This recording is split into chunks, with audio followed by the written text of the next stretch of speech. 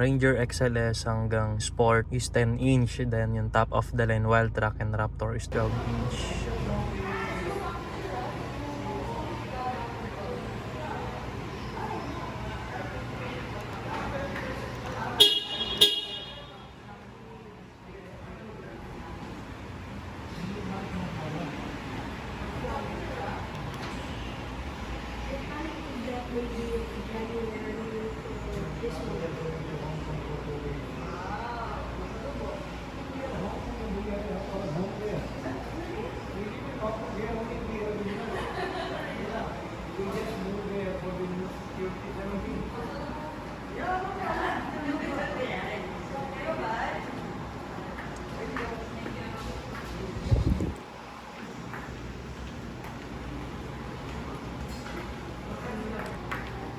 Na-close mo?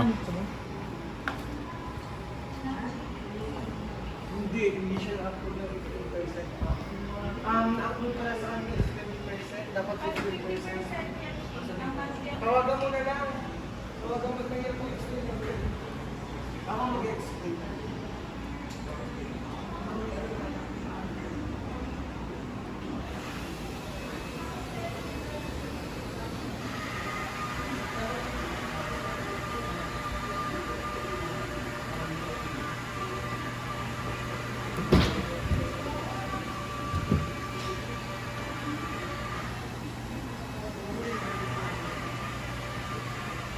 So may kasamang free bed liner.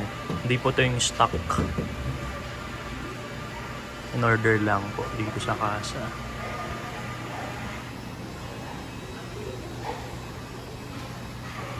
No tailgate assist. No step board at the back. Yeah.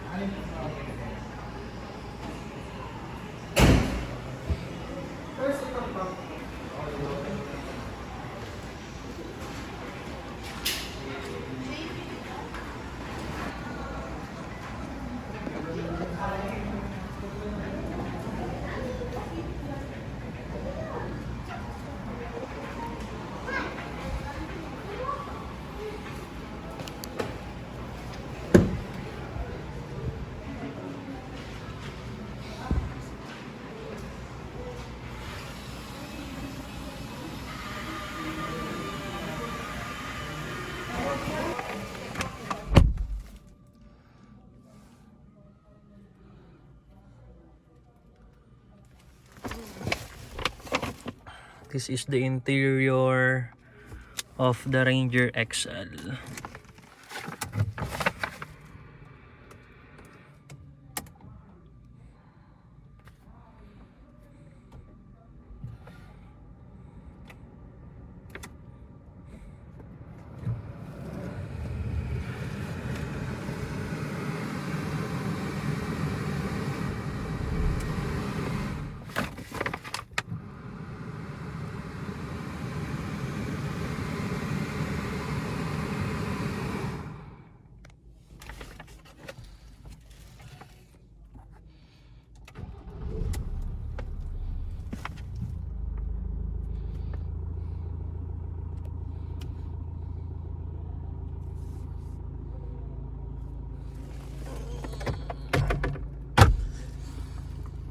So itong infotainment niya is 8 inch lang po siya.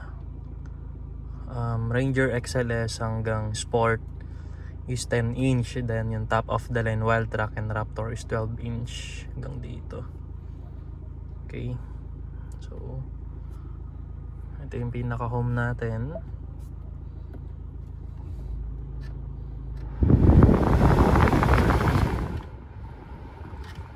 has the radio, phone, media, Apple CarPlay, and Android Auto.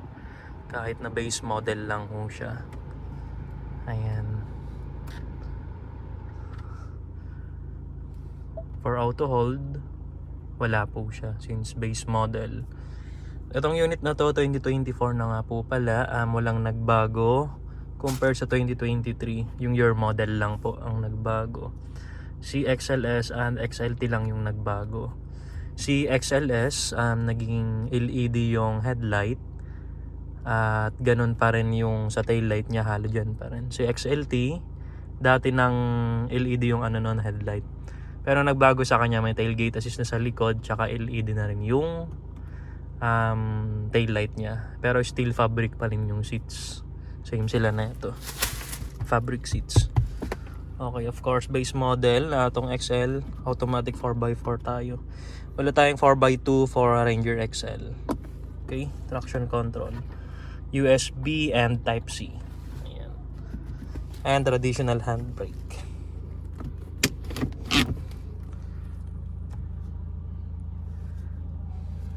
Ayan.